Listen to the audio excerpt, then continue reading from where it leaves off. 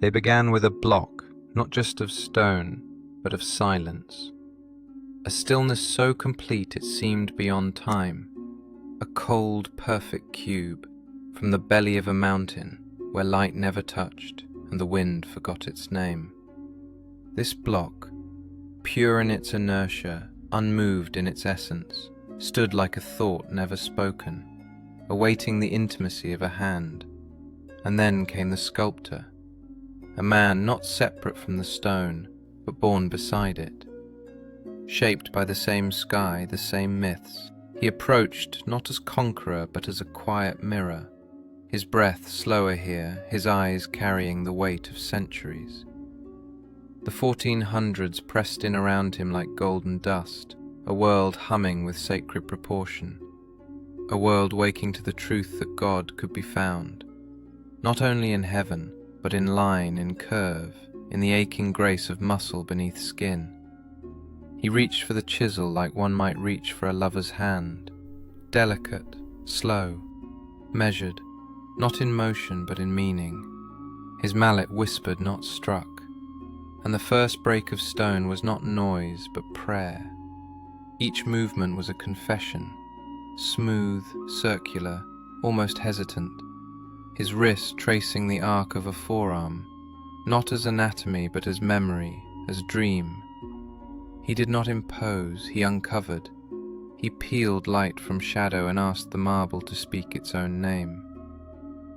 The light in the studio was diffuse, soft, like candlelight caught in linen, shifting as the day turned. Sometimes it slid across the sculpture, catching the edge of a lip.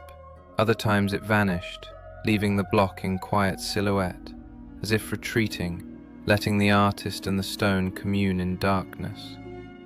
He carved folds as if air had touched the stone and never left. He smoothed thighs with a tenderness that felt ancient, like remembering how water moves, or how sleep settles in the chest. And in each face there was not just expression, but reflection. A moment when the human gaze met the suggestion of divine design, not in thunder, but in proportion, in golden spirals beneath the brow, in balance, too subtle for formula, but too perfect to deny. He shaped not just figures but philosophies, each statue a question. What is beauty? What is man? What is the divine? What does it mean to create and to be created? And all the while the stone resisted, but gently, as if testing him, as if demanding he carve not only the marble but himself into the work. He was sculptor and sculpture, his discipline, etched into his spine, his soul embedded in the thigh of a mythic hero.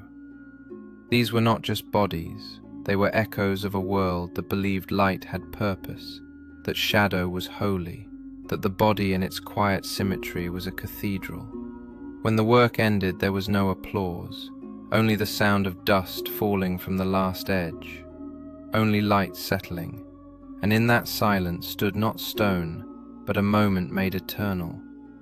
Not cold, but breathing, not hard, but open, a stillness that remembered what it meant to be alive.